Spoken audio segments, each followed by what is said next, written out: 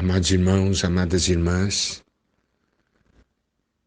podemos ver a importância de ter o chamamento e de crer na promessa nos dias de hoje. Sem chamamento, sem promessa, nós não temos visão.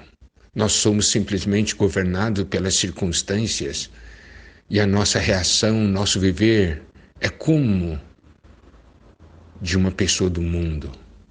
Mas quem tem chamamento e promessa tem um viver diferente.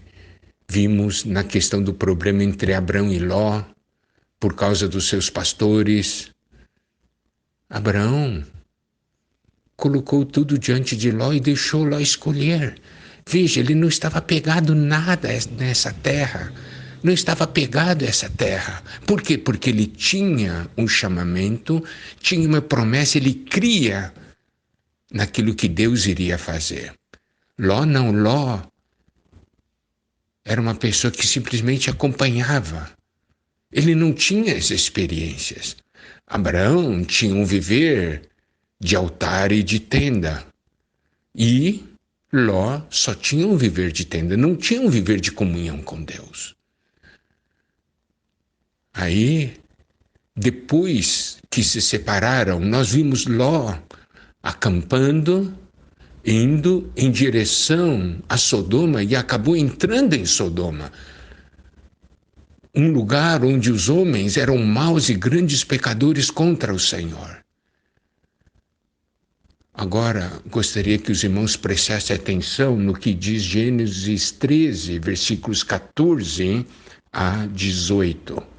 Disse o Senhor a Abrão, depois que Ló se separou dele, ergue os olhos e olha desde onde estás, para o norte, para o sul, para o oriente e para o ocidente.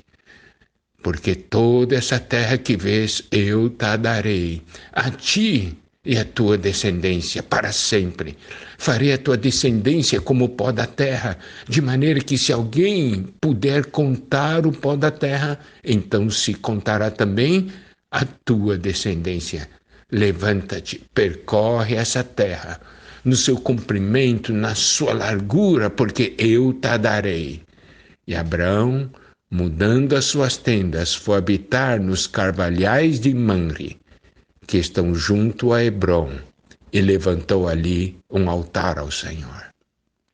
Veja, depois que se separaram, depois de Ló ter escolhido a melhor porção, segundo o ponto de vista humano, porque eram campinas, terras férteis, excelente para o gado. Isso quer dizer que ele deixou uma região montanhosa para Abraão, porque a região plana ele tomou. Mas olha só, ele se foi, mas Deus não apareceu para ele. Deus apareceu foi para Abraão. Depois que se separaram, a Bíblia diz que o Senhor apareceu para Abraão e disse para ele uma coisa: ergue os olhos e olha. Quem tem chamamento, quem tem e crê na promessa, ergue os olhos. Ele não fica olhando para a terra, para baixo, ele olha para cima. Você vê a região mais montanhosa, a região que não era plana, ficou para Abraão. E isso foi uma bênção. Por quê? Porque agora ele estava num lugar mais elevado. E Deus disse para ele: ergue os olhos e olha desde onde estás, para o norte, para o sul, para o oriente e para o ocidente. Porque toda essa terra que vês, eu te darei a ti e a tua descendência para sempre. Está vendo? Ele não precisou escolher. Deus deu a ele. Esse é o viver daquele que tem chamamento e aquele que crê na promessa. Ele crê que Deus é a fonte de tudo. E Abraão continuou morando em tenda. E aqui diz, e Abraão, mudando as suas tendas, foi habitar nos carvalhais de Mamre, que estão junto a Hebrom, e levantou ali um altar ao Senhor. Veja aqui um viver de comunhão com Deus. Aparentemente, Abraão tinha levado desvantagem, mas, segundo o ponto de vista celestial, espiritual, ele saiu ganhando. De que adianta ter as coisas desse mundo e não ter a Deus? De que adianta ter o melhor desse mundo, mas Deus não aparecer e falar? O que é mais importante para nós, o mundo ou Deus?